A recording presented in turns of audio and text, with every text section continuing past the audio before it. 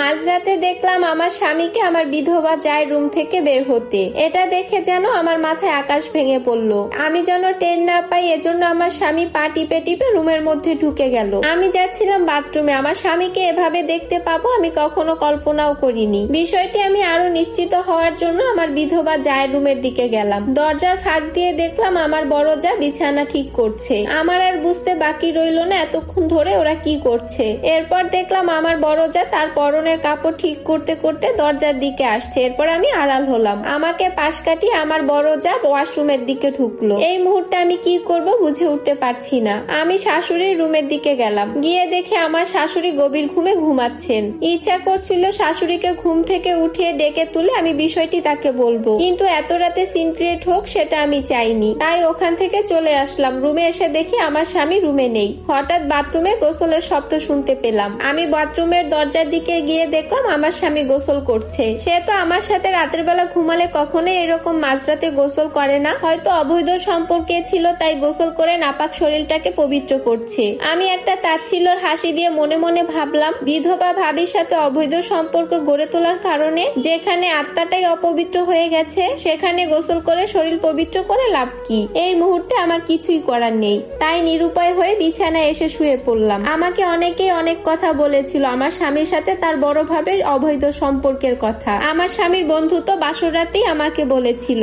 আমি যখন নববধূ সেজে বাসর ঘরে বসেছিলাম, আমার পাশে বসেছিল আমার স্বামী। এমন সময় আমার স্বামীর বন্ধু একটা মিষ্টির প্যাকেট নিয়ে বাসর ঘরে আসলো। এসে বলল, ওদেরকে মিষ্টি মুখ করাতে এসেছি।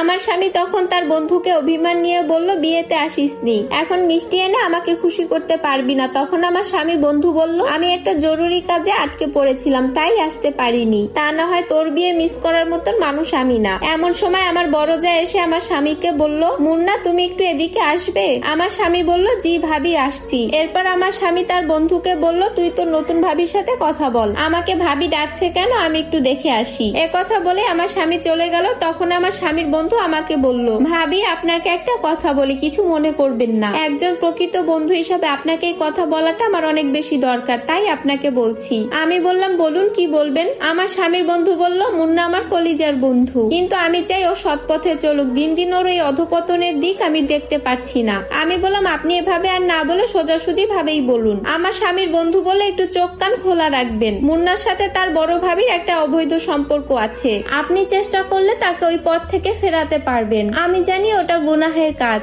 তাই ওকে ওই পথ থেকে ফিরে আনার জন্য বাসর রাতে আমি আপনাকে এই কথাটা বললাম। কারণ আমি হয়তোবা সেই সুযোগটা পাবো না যে সুযোগটা এখন পেয়েছি। আপনি মন খারাপ করবেন না, যেহেতু ওর সাথে আপনার বিয়ে হয়ে গেছে, তাই এখন আপনারও পিছনে ফিরে যাওয়ার আর সুযোগ নেই। একজন সৎ স্ত্রী তার স্বামীকে ভালো পথে ফিরিয়ে আনে। আমি আশা করব আপনি এই বিষয়টাকে নিয়ে সিক্রেট না করে তাকে আপনি আপনার ভালোবাসা দিয়ে বিধবা ভাবির ওই পথ থেকে আপনি আপনার ভালোবাসা তাকে আটকে রাখুন। তারপর সেদিন রাতে আমার স্বামীর বন্ধু আমাকে আরো অনেক কথা বলেছিল। আমি সেদিন মনে করেছিলাম আমার স্বামীর বন্ধু আমাদেরকে হিংসা করে আমার স্বামী আর আমার সম্পর্ক নষ্ট করার জন্য আমাকে সেদিন কথা বলেছিল, কিন্তু আজ তার আমি প্রমাণ পেলাম। এমন সময় দেখলাম আমার স্বামী গোসল ছেড়ে বাথরুম থেকে বের হচ্ছে। বিষয়টি যেন সে বুঝতে না পারে, এমন সময় আমি ঘুমের ভান ধরে শুয়ে রইলাম। সে বাথরুম থেকে এসে আমার পাশে শুয়ে পড়লো। একটি বারও আমাকে ছুঁয়ে দেখলো না। কিছুক্ষণ পর দেখলাম সে অঘরে ঘুমাচ্ছে, আর আমার দু চোখ বেয়ে অশ্রু গড়িয়ে পড়তে লাগলো। আজ আমার প্রাক্তন প্রেমিকের কথা বড্ড মনে পড়ছে।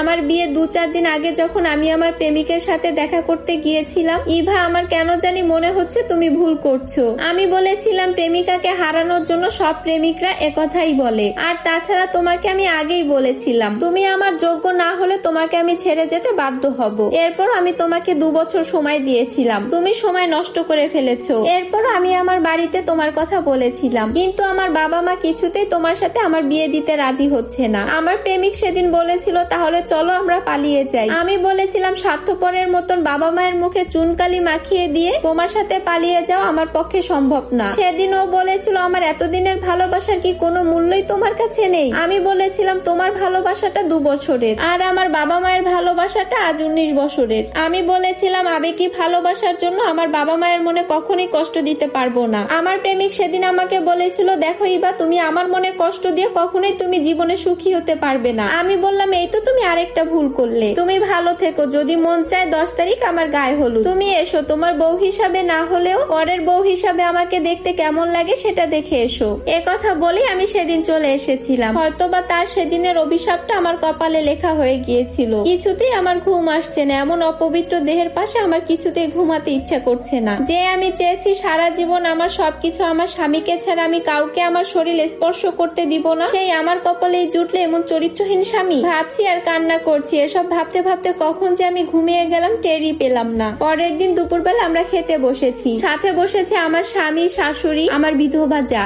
আমাদের 4 জনের সংসার। আমার শ্বশুর মারা গিয়েছে আমার বিয়ের 10 বছর আগে, আর আমার বড় ভাসুর মারা গেছে আমার বিয়ের 2 বছর আগে। আমার বড় ভাসুর মারা গেল, তাদের সংসারে কোনো বাচ্চা কাচ্চা হয়নি। ভাবি নাকি চেয়েছিল আমার স্বামীকে বিয়ে করতে, কিন্তু আমার শাশুড়ি এতে রাজি ছিল না। তাই ভাবিরও আমার স্বামীকে বিয়ে করা হলো না। ভাবিকে নাকি অন্য জায়গায় বিয়ে করার জন্য আমার শাশুড়ি বলেছিল। স্বামীর সংসারে থেকে স্বামীর স্মৃতি আঁকড়ে ধরে সারা জীবন পার করে দিবে, তবুও স্বামীর ভিটে মাটি ছেড়ে কোথাও যাবে না। এমন সময় দেখলাম আমার স্বামীর প্লেটে সব খাবার শেষ হয়ে গেছে। আমার স্বামী বলল, আর 2টো ভাত কি দেওয়া যাবে? আমি বললাম, যেদিন নিয়ম মতো রান্না করি সেদিন ভাত থেকে যায়। ভাত থেকে গেলে সে ভাতগুলো নষ্ট হয়ে যায়, রাতে খাওয়া যায় না, তাই আজ কম রান্না করেছি। আমার কথা শুনে আমার বড় যা তার প্লেট থেকে কয়েক মুঠো ভাত আমার স্বামীর প্লেটে দিয়ে বলল, এই নাও, আমার থেকে নাও। আমার স্বামী বলল, যে কয়টা ভাত তুমি নিয়েছো তাতে তো তোমারই হবে না, তাহলে আমাকে দিচ্ছ কেন ভাবি? তখন ভাবি বলল, কিচ্ছু হবে না, তুমি খাও। তাদের এসব আদিক্ষেতা দেখে আমার গা জ্বলতে লাগলো। এরপর প্রতিদিনের মতন রাতের বেলা তাদের রঙ্গলীলা শুরু হয়ে যায়।